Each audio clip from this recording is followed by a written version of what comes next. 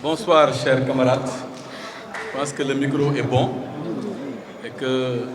sur le direct, on nous entend très bien. Nous ngi leen di nuyu bu baax di leen sant di leen gërëm ci seen teewaay bi ngeen teew. ñu ngi leen di gërëm bu baax.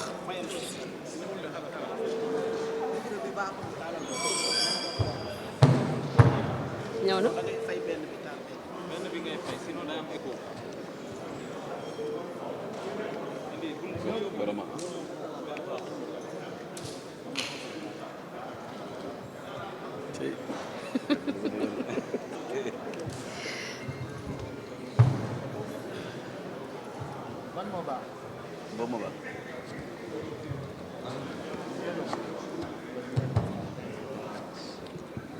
jërëjëf ñu ngi am yaakaar ne ñu ñuy suivre ñu ngi ñuy déglu ñu ngi leen di nuyu bu baax di leen sant ci teew bi ngeen teew fii ci point de presse bi nga xam ne.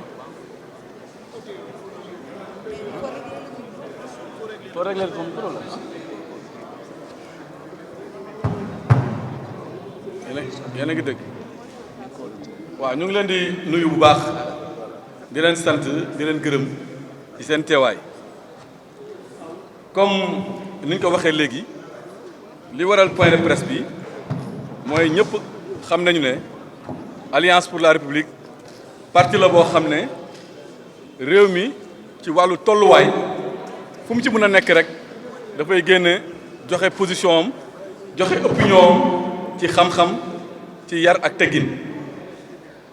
APR parti la boo xam ne débat di lañ ko xamee wuñ ko saaga. xamee wuñ ko toj xamee wuñ ko yàq xamee wuñ ko wax lu ñaaw débat d'idées nag mooy li ñuy def nii gouvernement bi proposé ñu def ci jàngat def ci ay conclusions ba pare wax ci suñu xalaat su ko defee peuple sénégalais bi nga xam ne dañ leen yàgg a nax ñu mun a xam ci ñiy wax lan moo ci nekk dëgg ak lan moo xam ne nekku ci dëgg su ko defee ñi ñu jàkkaarloo te nekk ay cuune ñu mun leen leeral yoon bi ba yenn mbir yi nga xam ne dañ ko namm def te baaxul ñu mun leen wax ne arrêté leen ko su ko defee Sénégal mun ci gis boppam loolu moo tax nag le 1er août passé mooy ajuma bi passé ñun dañoo déglu premier ministre mu présenté ñu benn plan boo xam ne moom moo ko tuddee plan de redressement mais ñun bu ñu ko jàngatee li ñu ko gisee mooy plan de régression économique pour ne pas dire un plan de répression économique. ñuy rappelé nag ne plan boobu ñu ngi ko tëgg ci contexte bu particulier contexte bi mooy lan kër yi coono dugg na fa xale yi amuñu liggéey secteur privé bi nërmelu na secteur immobilier daanu na kuy jaay mënatoo jaay ku doon importer mënatoo importer dafa mel ni donc réew mi nekk na à genoux ci contexte boobu la ñu premier ministre digoon ne dina mettre en place le plan de redressement économique ñu am ci nag yaakaar bu rëy bu ñu ko annoncé mu nekkoon plan bu ñu ñor lool ndax boobu jàppoon nañ ne comme que plan de redressement économique lañ waxoon te ñëpp jàng ne économie li ko yor mooy secteur privé di les entreprises di petites et moyennes entreprises yi mais aussi di ménages yi maanaam li xew ci kër yi ñoom ñëpp ñu yaakaar ne dinañ gis seen bopp ci plan bi. Sénégal yëpp jël xalaatam ak gis-gisam yëpp wékk ko premier ministre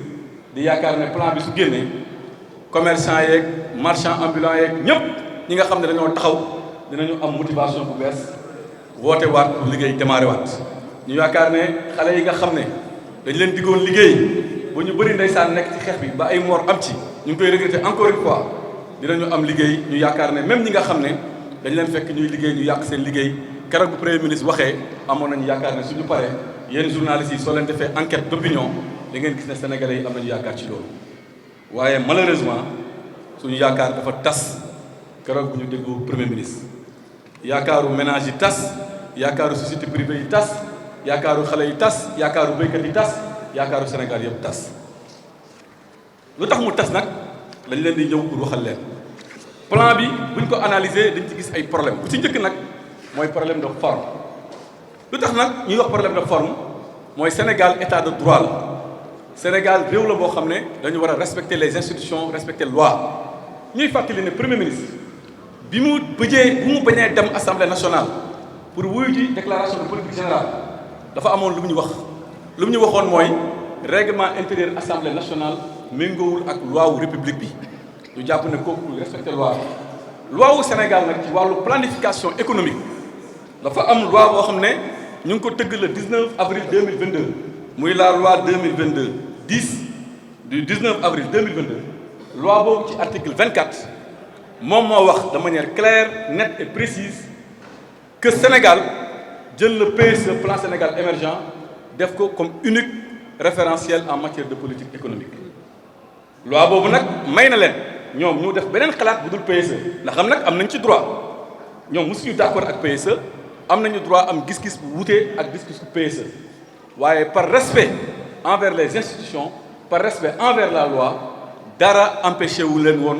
ñu dem assemblée nationale modifier l'article 24 de la loi 2022-10 du 19 avril 2022 mais defuñu ko ndax maa tey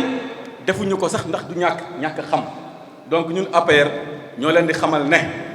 seen lii pour nga xam ne mën nañ ko jàppee mu nekk dëgg pour éviter ñu mun ko traduire wala ñu attaquer ko devant la Cour suprême pour excès de pouvoir da ngeen am obligation ak devoir dem assemblée nationale réadapter loi bi par rapport au contexte actuel loolu nag ñun xam nañ ne xamuñ ko waaye ñun ñoo leen ko baaxee en tant que opposant de contribution en tant que opposant républicain amuñu xam-xam gisuñu ko xamuñu ko ñoom waaye ñun ñu ngi leen koy xamal am nañ droit encore une fois def xalaat bu leen neex bu wute ak PSE waaye amuñu droit te dañoo am obligation loolu ñu méngale ko ak charte réew mi ak droit wu réew mi loolu nag mooy si wàllu forme yi li ci des si wàllu forme je pense que monsieur le ministre Amadou Dioum dina si ñëwaat léegi nag ñu dugg ci wàllu fond bi comme ni ma ko waxee ñun ay critiques yu objectif la ñuy def ay critiques yoo xam ne c'est pour defar waaye critiques yoo xam ne dañ permettre sénégalais yi ñu bañ leen a nax bu ñu leen laajee plan bi ñaata xaalis ngeen yéen si war a dugal ñoom gouvernement dañu ne war nañ ci dugal 5700 milliards ñu ne leen en bon 5700 milliards ngeen ci bëgg dugal ñu ne ñu waaw ñu leen waa léegi fan ngeen di jëlee xaalis bi mu ne ñu xanaa sacrifice xanaa ñun ñëpp ñu boole sacrifié wu ñun ménage yi ñun entreprise privée yi ñun ñëpp ñu toog ñëw ne ah état comme que sacrifice la ñu état wax te yaay ndeyi mbili gi yaay borom doole bi yow état dañoo bëggoon nga wax ni yow ñaata nga siy teg ci table bi état nañu sur les 5700 milliards man état Pastef mënuma ci lenn lu dul 100 milliards 100 milliards nag ci 5700 milliards mooy junne boo jël li nga siy dugal motul sax ñeenti dërëm loolu il faut nit ñi xam ko c'est 1,7 pour cent loolu la état wax état donc ne man daal maa ngi nii 5700 laa bëgg laa mën a dugal waaye man état 100 milliards rek laa mu mel ni nag loolu décision bu lourde de conséquence la lu ñu naqari la d'autant plus que dañ ko laaj li ci des fan nga koy jëlee mu ne du ma leb extérieur ci yéen ñii laa koy yaakaar yéen waa ménage yéen waa secteur privé yéen béykat yu xiif yu sonn yi ci yéen lañu yaakaar ngeen génnee lu ëpp 100 milliards mooy 5600 milliards loolu musiba la te dañ koy wax de manière claire mu mel ni daal benn waay bu doon jooy la dem ci waajuram naan kan waajur damaa sonn damaa xiif damaa bëgg a lekk waajur ne ko lan nga am sa poche ñu dépensé ko suba te moom moo ñu war a dimbale donc kuy jooy wut si wallu ci état far état ñëw ne ko yow mii di jooy yaa ma war a wallu loolu mooy plan de redressement bi nga xam ne moom la ñu andil léegi nag ci 100 milliards yi dañu ko bëgg tel pour ngeen dañu bëgg andil pour ngeen comprendre ko d'abord 100 milliards yi ñoom seen bopp ñu ne 50 milliards yi ñu ngi koy jëlee ci li ñuy woowee centralisation des marchés publics ñoom dañu jàpp ne suñu centraliser les marchés publics dinañ ci am économie de 50 milliards loolu la ñu wax léegi nag ñun dañu leen bëggoon expliquer lan mooy centralisation des marchés publics centralisation des marchés publics mooy Sénégal lu muy fonctionner mooy autorité contractante yi muy LONASE muy PRODAC muy ministère de la jeunesse muy ministère des finances ku ci nekk dafay am ay marché ñu amoon ay petites et moyennes entreprises yoo xam ne ñoom ñooy dem di gagner marché yooyu mooy PME yi yéen sax journalistes yi léeg-léeg ngeen dugg ci marché état xanaa doo ma jox marché ndeysaan xale yu am jom surtout jigéen yi taal seen oto dugg fii nga am fi 10 millions fii nga am ci 15 millions fii nga am fa 3 millions fii nga am fa 7 millions nga nekk jàmbaar am sa oto di employé ay nit ñi ñuy suivre ñu bëri ñu ngi ci cas bu mel noonu mu nekk les petites et moyennes entreprises qui vivaient grâce à la commande de l'État. État ne mayetuma benn autorité contractante maanaam benn entreprise wala benn ministère muy jëflante ak ñooñu benn par benn li ma bëgg mooy damaa bëgg léegi képp kuy jëndati table banc wala kuy jëndati chaise wala kuy jëndati ordinateur wala kuy jëndati rame de papier bul ñëw rek benn pays ma gis la nga dimbale ko ànd ak moom ngeen gañ a marché ngeen liggéey waaye damaa bëgg centraliser lépp centraliser mooy ministère yëpp direction yëpp yi doon jox nit ñi par benn benn muy def ay DRP yu ndaw ay 3 millions 4 millions dañ koy centraliser léegi nag centralisation bi c'est vrai état su ko defee mën na ci am économie ndax soo koy calculer ci wàllu microéconomie day mel ni rek nga dem ci table yaa ngóone di jënd kilo pomme de terre 1000 francs yaa ngóone ne la sooy jënd kilo pomme de terre 1000 francs 1000 francs lay jar waaye sooy jënd 100 kilos pomme de terre dama la koy wàññi defal la ko 800 état donc ci microéconomie boobu la nekk calcul d'épicier boobu la état nekk c'est vrai mën na si gagner 50 milliards mais à quel coût l'État risque de sacrifier toutes les petites et moyennes entreprises yu doon circuler ci marché boobu ndax léegi soo centraliser marché yi li mu lay andil mooy day am hausse des plafonds des marchés publics donc da ngay def benn commande boo xam ne au lieu nga jënd fii 10 machines fële 15 machines fële 3 machines fële 10 machines léegi dañuy def commande globale mu nekk milliers de machines bu état di jënd benn yoon loolu nag dafay exclure les petites et moyennes entreprises parce que code des marchés publics li mu wax mooy que léegi il faut nga am capacité financière am ay chiffre d'affaires yoo xam ne ay milliards lay doon am ay garanties yoo xam ne ay day dëgër bu baax a baax a baax donc dafa mel ni xale yi doon œuvrer ci yooyu yëpp dafa mel ni dañuy daal di daanu su ko defee multinationales yi ak borom barke yu mag yi ak borom doole yu mag yi ñoom ñooy bëgg di gagner les marchés publics donc la politique de centralisation des marchés publics est un risque immense pour nos petites et moyennes entreprises. Donc ñu ngi wax gouvernement bi na teg loolu d'autant plus que am na lu gën a yomb lu muy def nee na 50 milliards la wut foofu la ñu supprimer oto yi ñu bëgg jox assemblée nationale su ko defee ñu am foofu 50 milliards. bàyyi ñi doon liggéey ci marché public yi nekk ay borom doole yu ndaw ñu continuer seen liggéey donc loolu d'abord dañ koy critiquer ci décision bi c'est une mauvaise décision et nous demandons solennellement à l'État de retirer cette décision qui ne peut pas ne pas avoir comme conséquence la suppression et la mort programmée de l'ensemble des petites et moyennes entreprises qui vivaient grâce à la supervision de l'État à travers la dévolution de la commande publique avec les petites et moyennes entreprises loolu benn bi la rek ci 100 milliards yi maanaam donc 100 milliards yi sax dafa mel ni 50 milliards yi ça sera au détriment des petites et moyennes entreprises donc loolu baaxul nga ñëw nag ci yeneen yi nga xam ne nag moo gën a grave bu njëkk bi ñu ne dañuy cibler les subventions pour en fin de compte diminuer la subvention loolu ñëpp d'accord nañ ne dafay am conséquence ci njëg yi ndax subvention boo ko supprimer rek njëg yi day gën a yokku day gën a métti ci askan bi donc ménage yi ñoom ñooy sonn borom kër yi ñooy guddi sonn balaa maa dee nag ñu ne waaw non non non dañuy def ciblage parce que il n'est pas question ñi nga xam ne ñu am doole ñoom ñu ñëw di leen subventionner Sénégal si kiim dafa lakkandoo ñëpp a néew doole ñëpp a sonn et puis beneen bi mooy politique de ciblage soo ko bëggee def ça sera très difficile à mettre en œuvre ndax bitig yi benn bitig lañ fu ñuy jaayee fenn la fu ñuy jëndee fenn la donc nan la ñuy def ba Moodu su demee ñoom ñu constaté ne Moodu am na xaalis donc dañ koy jaayee gaz 5000 wala 10 000 alors que Fatou bi ñu ne dafa néew doole su demee dañ koy jaayee 3000 bu ñu laajee état bi ne ko loolu ça sera très difficile à faire mu andil ñu beneen programme bu gën a garaawati mooy maanaam ciblage ba pare ñu teg ci ne ciblage bi mooy da ngeen di jëndee au prix du marché non subventionné suñu paree ñu ciblé ci yéen ñi nga xam ne dañ leen di verser chaque année xaalis wala chaque mois lu ñuy woowee cash transfert loolu nag économistes yu mag yi dañu ne loolu c'est pas totalement et toujours une très bonne idée ndax koo ñëw nekk ci àll bi doon jëndee gaz 3000 wala 4000 tey nga ne ko léegi 6000 wala 7000 wala 10 000 la koy jëndee waaye maa ngi lay dig ne weer bu jot dinaa la verser 20 000 francs wala 30 000 francs économistes yi dañu ne kooku du ko jëndee mukk gaz day dellu ci matt bi ba pare su ko jotee mu dem jëndee ko ceeb boo xam ne du ñàkk ceeb importé lay nekk donc dafay changer les habitudes de consommation loolu ci wàllu économie la ñu ngi leen di invité à un débat foofu suñu ñëwee ak ñun ñu waxtaan ak ñoom dinañ leen wan lan mooy inconvénient wu mesure yooyu beneen bi nga xam ne wax nañ ko mooy remise en cause des exonérations fiscales maanaam exonération fiscale yi dañ koy xoolaat bàyyi ci lu bëri foofu nag dama leen doon bëgg ñu taxaw ci seetlu ndax ñoom dégg nañ seen communicant yi te loolu yàgg nañ ko wax depuis opposition ñu ngi koy wax li ñu doon wax temps opposition ñoom bu ñu nekkee opposition mooy président Macky Sall dafay baal l'impôt les multinationales étrangères ñoom loolu la ñuy wax loolu du dëgg dañ koy démontrer tey mathématiquement ngeen comprendre ko soo leen laajee ñu ne waaw dañuy xoolaat exonération fiscale yi loolu mën nañ ci gagner 900 milliards ndax rapport 2021 bi dafa war a ne exonération fiscale yi 900 milliards la donc loolu suñ ko bàyyee day mel ni 900 milliards moo ñëw duggaat ci kafa ga réew mi ndax loolu mooy xaalis bi président Macky Sall si ñoom lu ñu wax moom mooy xaalis président Macky Sall doon baal multinationales étrangères yi loolu du dëgg te dama leen koy démontrer tey soo demee internet ngeen tapé rapport sur les dépenses fiscales mooy document bi may brandir nii rapport sur les dépenses fiscales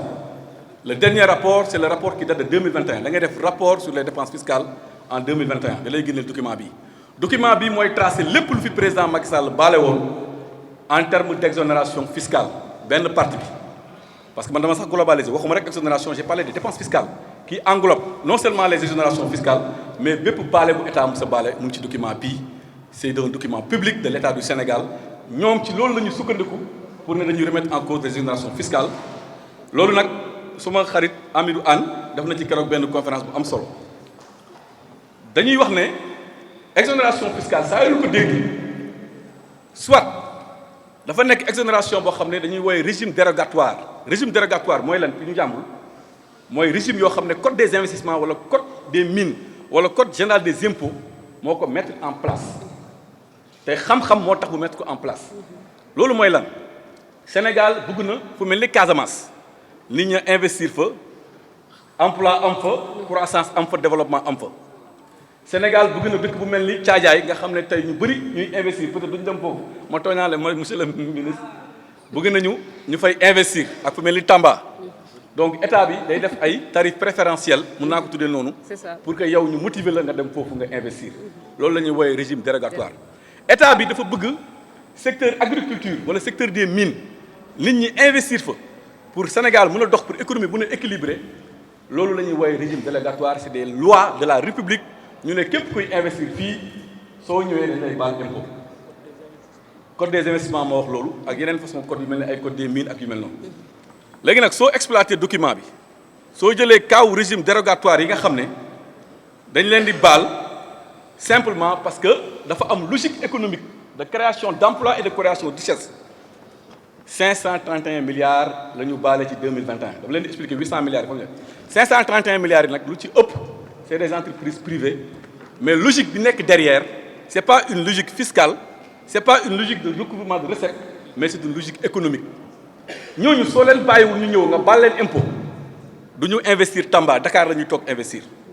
ñooñu soo leen baalul impôt du ñu investir Sénégal dañuy dem Togo wala ñu dem Côte d'Ivoire foofu la ñuy investir donc tey soo waxee nga ne da ngay remettre en cause les exonérations fiscales ñun suñu laaj mooy suñu sukkandikoo seen document dañu leen bëgg poser benn question est-ce que vous allez remettre en cause le code des investissements ak lépp lu mu am ci conséquences positives pour notre économie beneen bi ñu ne dañuy baale impôt lu tax en dehors des régimes dérogatoires il y a ce qu'on appelle le régime des droits communs maanaam ñi war a fay ñu baal leen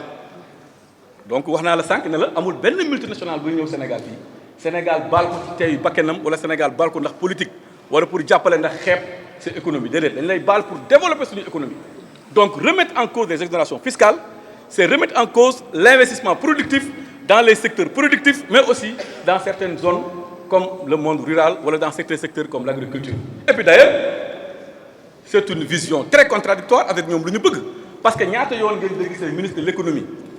ak le ministre de l'industrie muy wër Sénégal naan dinaa mettre en place ay zones économiques spéciales loolu yéen journal leen koy dégg ñaata reportage ngeen def dégg ministre Serigne Gueye Diop naan way on va mettre partout des zones économiques spéciales mais comment tu vas mettre en place des zones économiques spéciales en voulant remettre en cause ce qui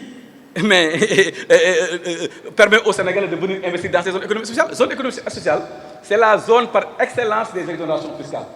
Donc c'est une politique contradictoire, vouloir mettre partout des zones économiques spéciales, vouloir partout faire de l'investissement direct étranger, va pas remettre en cause les exonérations fiscales qui relèvent du code des investissements ou de manière générale, qui relèvent du régime dérogatoire. c'est une politique contradictoire loolu du xam-xam lalu ko loolu baaxul lañ ko jël sànni ko fële bëggatuñ ko dégg bi nga xam ne nag mooy le régime de droit commun boobu moom mooy bu gën a garaaw boobu document baa ngi nii on vous le présente lépp lu ñu baale parce que dañ la baal impôt sénégalais yi nañu xam ne soo demee ci document bi da ngay gis ne 95,5% ñi ñu baal impôt dans le cadre des régimes de droit commun maanaam ñi war a fayuñu est-ce que xam ngeen ne 95,5% montant bi nga xam ne c'est évalué à 394 milliards xam nga ñoo ciy bénéficié wu les ménages ak l'État maanaam kër yi mooy baal bi ñuy baal impôt maanaam comme taxe bi ñuy génne barki démb ne léegi dañ koy fay muy 10% droit de douane ci ceeb bi yooyu la ñuy éliminer loolu 95,5% yëpp ci ménage la donc en fin de compte ñun APR question bu ñuy posé mooy vouloir remettre en cause des exonérations fiscales alors que la moitié des exonérations fiscales relève du code des investissements qui a un soubassement économique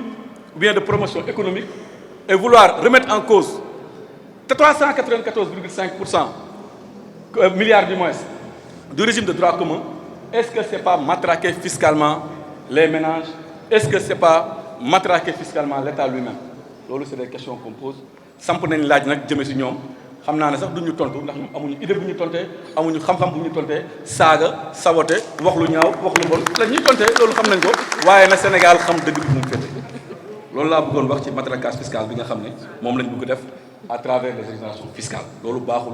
idée bu bon la dañ ko génnee sànni ko fële comme idée bu njëkk bi nu mu nekkee idée bu bon beneen idée bi ñu wax mooy nous ce que nous avons appelé aussi le matraquage fiscal pour ne pas dire le banditisme ou bien le terrorisme fiscal qui consiste à fiscaliser à tout va lépp luy taxawal rek nga ne dinaa ci laaj dara dinaa ci am dara xale yi seen jeu yi nga ne duñ ma raw dinañ ko laal ba sax Orange Money léegi dañu ne Orange Money ak Wave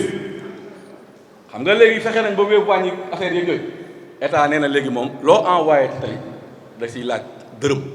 wala fukki dërëm dina ko ci laaj état moo wax loolu nee na Orange Money képp ku envoyé te sa morom état nee na day laaj est-ce que loolu yoon la est-ce que loolu dëgg la est-ce que du dëgg mu ne non seulement dinaa laaj ndax yaa def transaction rek allo sama yaay na nga def dinaa la envoyé 1000 francs état mu ngi taxaw ci buntu kër gi sooy envoyé mu dagg jël dugal poosam nga ne da ngay jënd carburant ginnaaw moom bu mu la taxé ci carburant nga war a fay comme yëpp mu ne man tamit dama lay taxé waat ndax yow yaa fayee Orange Money loolu la ñuy woowee ñoom seen document la taxation sur les activités marchandes maanaam soo demee jëndi ceeb ci bitik ginnaaw bu état nangoo TVA ba pare yow da ngay duraat beneen boo xam ne le fait que nga jël ko changé bu loolu kenn xam lu mën a andi mooy léegi da nga naan ceeb bi ñaata lay jar ñu ne 1000 francs waaye soo ko fayee Orange Money 1100 ngay fay de bu ko defee nga bàyyi Orange Money bi ne déedéet man damay fay liquide donc day yàqal Wave yàqal xale yi liggéey Wave su ko defee Wave def comme Joni lu mu defoon daanu xale yi amatuñu liggéey ñëpp daanu Sénégal sànku loolu la ñuy gis loolu ñu gën a am solo aussi boo xam ne bëgg nañ ko wax mu leer wax nañ ko Canal Horizon barki dem yokk nañ ko ne da ngay fay léegi 9% Orange na leen Canal leen amul benn problème waaye man du ma ko fay de ñi nga xam ne ñoom ñooy consommer ci kër yi ñoo koy fay Orange daal di def lan Canal daal di def lan yokk 10% ci mbir mi donc gars yi seen yoon ñëw ci de loo ne waaw rek bisimilah fay ñu ne amul benn problème le consommateur final les ménages ñoom ñoo war a fay loolu il faut que sénégalais yi xam ko bi gën a garaaw nag nga xam ne moo nar a tas réew mi mooy li ñu bëgg def nag ci le monde rural boobu nag dama bëgg ngeen déglu bu ci baax ngeen comprendre li mu bëgg wax état Sénégal moo xëy mu ne sous prétexte terre domaine national dama koy jox ay këyit te ñëpp d'accord ne terre yi nekk ci domaine national waa monde rural bi ñoom ñoo ko amee di ci bëy état moo ne man dinaa leen jox këyit sous prétexte au lieu mu defal leen ko gratuitement mu ne nag yéen béykat yi man état dinaa leen laaj 600 milliards ci ñetti at loolu ñoo ko bind noir sur blanc ligne 19 ci seen plan de financement ne yéen béykat yi 600 milliards ngeen may jox ma wutal leen ay këyit alors que këyit yi béykat dañu ko doon am gratuitement 600 milliards nag pour suñu mbokk àll yi ñuy déglu nekk ci kaw gi 600 milliards mooy juróom benn téeméeri milliards ci ñetti at 600 milliards léegi nag 600 milliards yi pour la première fois dans l'histoire du Sénégal ñu dara gis autant de francs CFA yi war a jóge ci monde rural bi di abonder les comptes publics loolu ñàkk yërmande la ku saraxul gumba bàyyi ko ak yalwaanam ñoom ñu ne 600 milliards dañuy laaj monde rural ban monde rural moo fi moom la boobu de 600 milliards loolu c'est choquant loolu dafa naqari suñu xol neexul ndax loolu lu yéeme la lu tiis la li ñu xamoon ci monde rural xam nga mooy lan soxla ngeen bourse de sécurité familiale ndeysaan ñu def cash ñu jëlee ci keesu état jox leen lu ñu xamoon ci monde rural mooy soxla ngeen couverture maladie universelle ñu génnee ci kees bi jox leen waaye état buy taxé ba fekk ay pauvres baykat di leen taxé lu mel ni 600 milliards te 600 milliards mooy l'équivalent de 5 années de campagne agricole 5 années de campagne agricole yéen ñëpp journalistes yi xam ngeen ko campagne agricole bi passé ñaata la woon du 125 milliards 125 milliards par 5 ça te fait 600 milliards loolu mooy une façon détournée de dire aux paysans dañuy désengager wu ci campagne agricole léegi yéen a koy financer seen bopp comme que ñemewuñu wax loolu nag ñu utiliser ay artifices pour ne leen léegi jox leen ma 600 milliards su ko defee ngeen mën a am campagne agricole les paysans yërëmuñ leen bugguñ leen te jàppalewuñ leen ndax ñëpp xam nañu ne tey état su fekkee dafa ñëw def campagne agricole andi engrais andi semence ñun ñëpp xam nañu ne béykat yi seen contrepartie sax pour ñu joxe ko jafe-jafe la nekk ak problème la nekk léegi tey nag yemoo foofu nga ne ko waaw sa këyit bi pour nga mën a am këyit il faut nga joxe 600 milliards lu ñu ci gis nag ay danger yu garaaw la gis nañ ci que ne suñu moytul ni paysans yi nekkee à la merci des usuriers ak ñi nga xam ne dañuy profité seeni souffrance pour di leen jox xaalis loolu lañ nar a mujjee ak béykat yi su ko defee suuf si dafa nar a mujjee ci loxo ñoo xam ne nekkuñu ay béykat te loolu musiba la loolu nag vraiment laaj na sax dialogue national ndax loolu vraiment ñun duñu nangu sax ñu def ko ndax ñoom xam nañ ne fii ak ñeenti at dañ fiy jógee ñun suñu ñëwaatee incha allah en 2029 bëgguñu topp ay këyit yoo xam ne ci ay loxo yu mu nekk tabbi nekkul ay loxo béykat loolu moom ñun duñ ko fi nangu fu laajee ñu suñu bakkan dinañ ko joxe mais loolu kenn du ko fi nangu kenn du ko fi def. incha allah waaye nag ñu ngi leen di ubbi bunt su fekkee bëgg nañ discuter dialoguer ñu xool lan mooy meilleure option loolu bëgg nañ ci wax naa nag ne d'accord naa ne jox béykat suuf lu am solo la waaye di ko laaj 600 milliards loolu musiba la parce que musul am ci àdduna c'est du jamais vu dans l'histoire du Sénégal man xool naa budget économique Sénégal depuis jamonoy tubaab bi sax deful woon loolu tubaab bi sax laajul 600 milliards les paysans tey ñuy laaj 600 milliards loolu les paysans et encore que 600 milliards c'est l'équivalent pour l'année 2025 de l'ensemble des impôts sur le revenu reçu de la part du secteur privé et des travailleurs du secteur public tey ñu bu ko laaj béykat yi loolu c'est musiba loolu kenn war ko nangu soo gisee ma taxaw si nag parce que dafa nekk lu yéeme lu doy waar béykat yi nag gars yi bàyyeeguñ leen nee nañ leen gerte bi képp ku koy exporté ti dañuy imposer ay taxes bàyyiwuñ sax waa Casamance ak waa Sédhiou yi nga xam ne ñoom noix de cajou la ñuy def nee nañ ñu dañuy imposer ay taxes mais ñëpp xam nañ nu muy demee chinois buy exporté soo ko ne da ngaa war a fay taxe 10 francs wala 20 francs wala 30 francs béykat bi la koy facturé su ko defee béykat yi gën a daanu donc loolu logique économique mooy ñoom du ñu sonn dañuy ñëw rek taxé ko ki nga xam ne mooy jaay donc béykat bi état nee na léegi seen gerte bi jàpp leen ne képp ko leen ko jaay su ko waree exporté dina fay taxe donc jàpp leen ne yéen tamit du moytul dina métti si ñoom. léegi donc soo jàngatee loolu yëpp li ngay seetlu mooy en économie dafa am principe bu am solo bu ñu doon jàngal en économie bu ñuy nekk première année c'est le principe de l'état providence état providence nag benn économiste bu mag nawul moo ko xalaat waaye moo ko gën a développé mu ngi tudd John Maynard Keynes moom moo ko développé mooy état boo xam ne dafa nekk à la disposition de ses populations loolu nag dafa am président bu mag boo xam ne président africain la moom moo ko gën a matérialiser ci liggéeyam ci vision muy le président Macky Sall état providence mooy dinaa def ay infrastructures pour ñëpp dinaa def ay tëli pour ñëpp dinaa def ay pont pour ñëpp waaye du ma fàtte ñëpp ndax dinaa defal aussi ay bourse sécurité familiale loolu mooy état boo xam ne c'est un état qui apporte du réconfort à sa population loolu la économie si jàng waaye nag ñoom ñi dañoo andi lu bees à la place de l'état providence Pastef inaugure l'état rentier du peuple mooy état addu kalpe wala état juuti maan loolu moom kenn jàng ko ci théorie économique waaye Pastef tey andi nañu loolu mooy état boo xam ne mooy état nag dëgg-dëgg toog muy dox mooy lan toog teg sa chaise yor sa bic yor sa feuille xale yi di liggéey matin ngay encaisser soir béykat yi di liggéey matin ngay encaisser soir secteur privé di liggéey ngay encaisser soir donc un état qui ne fait aucun effort partisan moindre effort nga ne man fan laa wekk sama politique ak sama xalaat mooy toog muy dox toog xale yi di liggéey man may encaisser di lekk di def avion di dem Turquie di def avion di def ay bëggatuma sax ne dañuy def ay caaxaan loolu nag kenn du ko fi nangu ñun état providence lañu bëgg mais bëgguñu état addu kalpe bëgguñu état rentier bëgguñu état toog muy dox loolu dañ koy condamné léegi nag Pastef xamee woon nañ ko saaga xas wax lu ñaaw waaye xamee wuñ ko woon toroxal borom barke yi maanaam ñi nga xam ne ñu ngi liggéey ñu leen di toroxal ba duñu amati dara ndax ku ñu tourné ñu daal di impôt boo xam ne teguñu ko ci yoon teguñu ko ci xam-xam teguñu ko ci norme Pastef xamee wuñ ko woon këpp yalwaanu béykat yi ak këpp yalwaanu baadoola yi loolu xamee wuñ ko woon Pastef léegi nag loolu moo tax ñun APR à l'unanimité nous rejetons le plan bi baaxul santul yàlla plan bi baaxul teguwul ci xam-xam plan bi c'est un plan boo xam ne dafay maintenir le monde rural dans la misère noire dans l'approvisionnement dans l'appauvrissement total et sans équivoque loolu moo tax incha allah ñun bu neexee yàlla dinañ ci def benn liggéey ba yéen point bu nekk ci seen i mesures dinañ leen wax de manière concrète comme ni ma ko waxee ban impact lay mën a am ci économie Sénégal ak ci ménage yu Sénégal yi waaye nag en attendant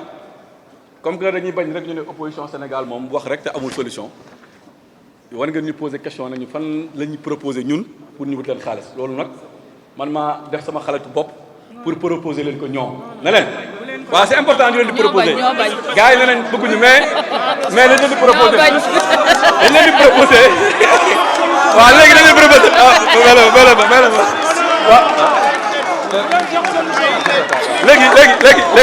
léegi on sera bref on sera bref parce que dañuy bañ ñu ne s'il vous plaît dañuy bañ ñu ne ñun daal critiquer wax lu ñaaw léegi ñoom nee nañ 5700 milliards dañuy wut ba tax ñuy addu kalpe ba tax ñuy jàpp nit ñi di leen laaj lu ñu war a laaj di laaj ñëpp 600 milliards ñii 700 milliards influenceurs yi sax ñu laaj leen dañ leen di wax ne am ngeen 300 milliards yoo xam ne mun ngeen ko am ci lu yomb te moom lañ leen di expliquer bu njëkk bi mooy yéen a waxoon ne am ngeen compte bancaire de 1000 milliards ñun pare nañ pour collaborer ak yéen pour ngeen récupérer d'accord nañ yéen a waxoon ne Mamour Diallo 94 milliards la lekk muy 1094 milliards yéen a waxoon ne Prodac luubal nañ fa 29 milliards pare nañu pour ànd ak yéen pour ñu leeral loolu pour Sénégal am 29 milliards yéen a taxawoon wax Sénégal yëpp Aliou Sall suñu 400 000 fois 18 millions c'est 7200 milliards loolu yëpp soo ko boolee day nekk 8323 milliards ñun loolu ngeen ñu waxoon ba ñu wóolu leen dénk leen suñu réew jàpp ne gouvernement Macky Sall ay sàcc lañu ay trian lañu donc gouvernement Macky Sall nee na pare nañu pour gunge leen pour ngeen am plan boo xam ne 8300 milliards la sans dette supplémentaire 8300 milliards boo xam ne sans fiscalité supplémentaire 8300 milliards na ngeen toog rek mu ñëw loolu ngeen di digoon ba tax sénégalais yi fal leen bu leen wëlbatiku nag tey naan yéen sénégalais jox leen ñu xaalis bu ñu doxal Sénégal voilà le message je vous remercie